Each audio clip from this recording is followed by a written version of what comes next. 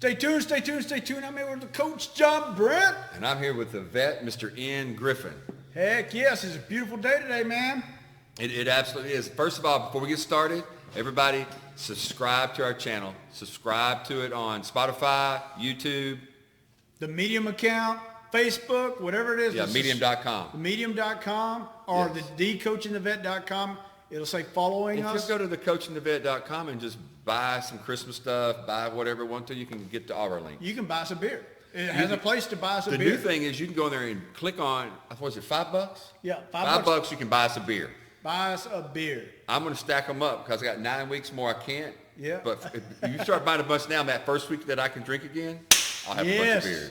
So it'll be good. Yeah. $5 for a beer. Can't beat that. I think it costs more than that at a ball game. So, hey, if you like us, go ahead and do it. So, but do follow us and share us with your friends. Yes, we sir. need to get our name out there a little bit more. All right. So enough on all that self-advertisement stuff. We're going to talk about something that's most pertinent thing in America today. Coach, I believe it's a foundation thing in America, to be honest. It is. This kind of sparked a conversation between us on the phone one day after we found out that one of the Fab Five, Michigan Wolverine, back in the day, is now the head coach, Juwan Howard. And after a game, there was an altercation that he had with the head coach of Wisconsin. I want to say Coach Ward.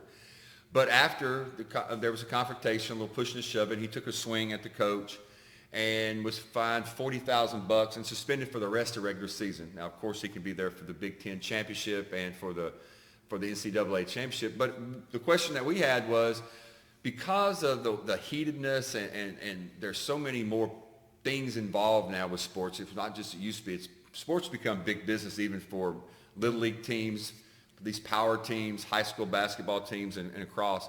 Should we look at ending one of the traditions that we've always had is after the game, everybody going to shaking hands after? Because if you take away that, and I was a football coach when COVID first hit, and they took that away from us, that we couldn't go and do the handshake at the end of the game. It wasn't that unusual, really, but a tradition that some people would like to keep. But my question to you is that we want to bring up is, because, this has just been in the news, we're thinking about it more, but should that be something that we think about changing? Because, man, when a game's on the line and the end of that game happens, they're just wanting everybody to stop the emotions and go hug and love each other. Sometimes takes hours. Sometimes it might take a couple of days to get over that. So maybe that might not be a good practice to continue. So I got some feelings on that. Yeah. I think from the junior high level down, I don't think you should. I think it's about sportsmanship and everything else from the junior high level down. Now, when you get in high school and you start getting into scholarships, that's when coaches don't play everybody and all that other stuff. Then maybe that's the case, when you're fighting those big games. But I also think that there's some mutual respect of seeing your counterpart on the other side. But if you're going to draw the line, I think that's where you need to draw the line. When you talk about the emotion and being riled up, even though this wasn't against a player, you remember the Super Bowl, Cam Newton lost to Denver Broncos. The defense swarmed the heck out of him. Yeah. And you got him in front of the stage right after that and said, Cam Newton, what do you think? Yeah. And they said, well, he acted like a baby. I'm like, dude's 26 years old, man, 24. I was like, he just gave it his all, and he's just lucky to not have a broken bone. And he lost a game that he probably never will get back into again. That was the one time in his lifetime. Do you think that he's not going to be a tad bit sour? It's hard not to be. Being a coach, being in the military, think about it. There's certain things that become very emotional, especially when you're in the heat of battle, as we call it. We use these battle terms that are really military terms on the football, the gridiron, and all this. But when you're battling, you've practiced, all week for this one team, and it gets down to the end, and you lose. For whatever the reason is, there's a lot of trash talking that goes on the field, on the court. It's part of the game now. How do you separate that just because that it goes to zero is very tough, because there's a lot of things that go on in the games of sportsmanship that you're not supposed to run up the score at the end. You shouldn't take a timeout. With this situation that happened with Juwan Howard at Michigan is he was upset protecting his kids because they were down by double digits. The other coach calls a timeout with 15 seconds to go to reset where they moved the ball, but it really didn't matter. So Jawan was like, we're going to remember this. Yeah. And the coach said, wait a minute, I'm trying to explain. And, but there's that heat of the battle. Why did you throw that pass when you should have nailed the ball down? Why did you go score when you didn't have to? Why did you, do these things? And normally at the end of a game, if the emotions are really high and that question comes face to face, and you've got two alpha males, which are usually sports people, that could be a problem. And today, sometimes I think we progress in certain areas, but other people don't go, you know what, this could be good. Let's just take away this issue. And yes, you can send an email. You can make a phone call. Hey, great game y'all played yesterday. But why do we think we have to run across the field through all the cameras and the whole place, which is already emotional? People are bumping into you, and make that one handshake, or you're considered to be a sore loser. So, Coach, I saw Michael Strahan address this part. This is before the Howard incident, but it was about the NFL. And he says, where is this crap that they're sitting there texting each other for the game, and they going, here's my jersey, here's yours, and they did the man hug thing. And he goes, no, I want to beat their butts all the way to the bus. And I would expect that in high school football. I would expect that in NFL football. I mean, when we played back then, it was Winsboro, Mount Vernon was our tough rivals. We played them. We didn't want nothing to do with them. Yeah, and I've been in some of those situations. I tell my wife, and I've told people before. So I remember going to a basketball game in Mount Pleasant, one of our huge basketball rivals at that time, and playing. And our bus got rocked. They were throwing rocks at our bus when we were leaving. I remember playing in Dangerfield at a football game one time, and they were pushing on our bus a little bit. I mean, there's just an emotion when it comes to towns, or just think about the emotion of the Cowboys and the Redskins, or the Chiefs and the Broncos, and you have these rivalries that people. I mean, when we went to the game to see the Cowboys and the 49ers, you're talking about there was some times out there before the game even started where it felt a little iffy. Yeah, it was loud, it was rambunctious, and people were not getting along. And after the game, there were fights. We actually saw a fight. Yeah, we saw a couple of fights, and after the game of the fans. So we expect, and this is what I'm getting to, so we expect someone that makes $1 million or $10 million or $70 million, that they're supposed to act differently just because they get a price tag. That if you and I are in a battle and it comes down to that, we leave there, we're pissed off, we're mad at the coach, we're mad at the other team for hurting our guy. But for some reason, we think they should disconnect from that immediately when the clock goes to zero. Man, it's not the case. It's impossible. And I got like the NFL, is they want to paint this picture as the example for everything. And maybe they just need to be the example of being a football player instead of being everything else. Yeah. I'm just saying that's what they get paid for.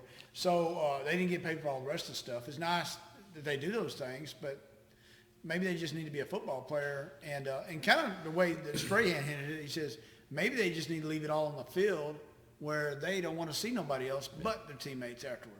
Yeah, and when you say NFL, and you said something all the way back to elementary or junior high school. I'm a high school football coach for a Christian school, and we're playing other Christian schools. And there were times at the end of those games that we had to settle our kids down before we went out there and say, you put your helmets on. Yep. Make sure you keep your helmet on case, because it was that heated in the game. 2 Christian schools.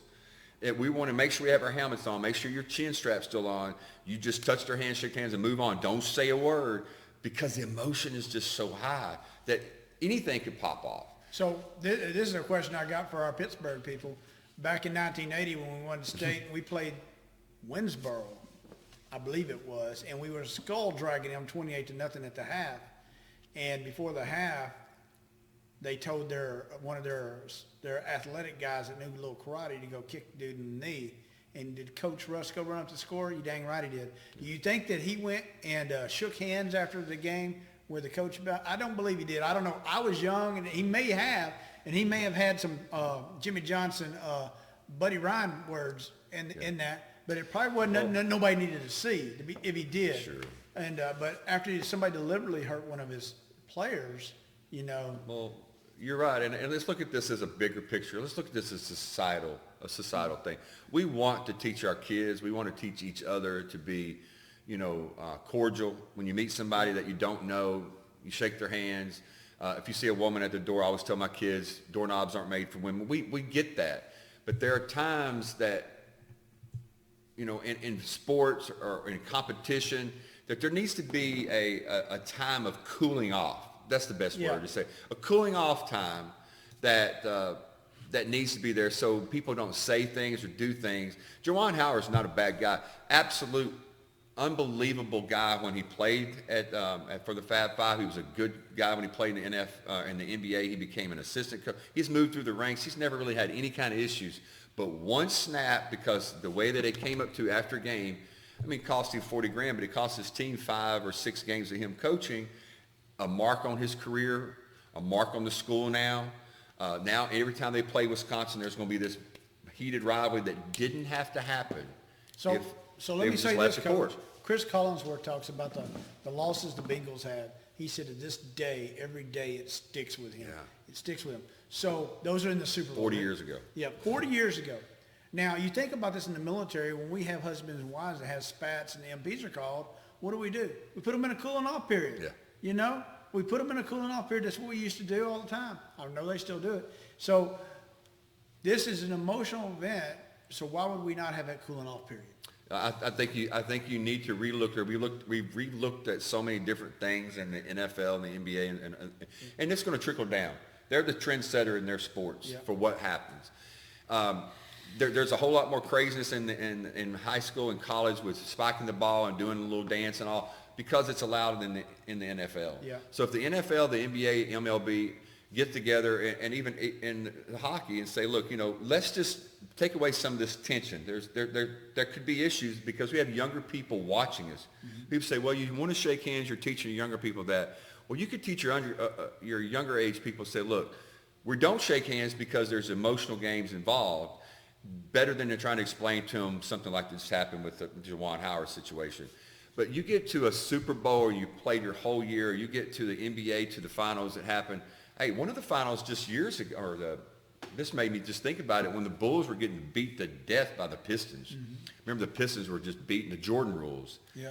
And Jordan, the year before they finally won, went and shook their hands, and they all shook hands after, and he said, hey, good job, you guys, good luck in the finals. But when the next year the Bulls swept the Pistons, they all left the court with time left on the clock. The starters did. And they still today, in The Last Dance, what I just saw recently again, the Jordan story, that is still something that's being talked about for 30 years, how bad sportsmanship it was because they were expected to shake the hand. I think you just take the expectation out. Take the emotions out. I think for me, I think it's good for the lower level because you're touch teaching hands. You're teaching things there, and the sport is not about individual players at that moment. It's about learning the craft, and it's learning about dignity and respect. Where later it evolves to, it's definitely about individual players cohesing together, but it's about them demonstrating. They're professionals. Yeah. I mean, what other profession do you have where at the end of days or end of weeks or quarters that you go shake the hand of your competitor and, hey, good quarter you had. So we do this in a competition because it's just been more of a tradition. But I do think that you can teach kids civility. You can teach them respect for your opponent without having to go in that into that emotional moment that you have a competition and do it there, because it can. I really think it can only create an emphasis on a problem when something happens. Yeah, I agree. So let us know what you think on this. Come by and drop your notes. Yep, subscribe on all I need a platforms. beer. I need a beer. Like buy me a beer on thecoachofthevet.com. Somebody buy me a beer on thecoachofthevet.com. The first person that buys one after this, we'll give him a shout out. There we go. There we go. So from the coach to the vet, it is time to stay tuned.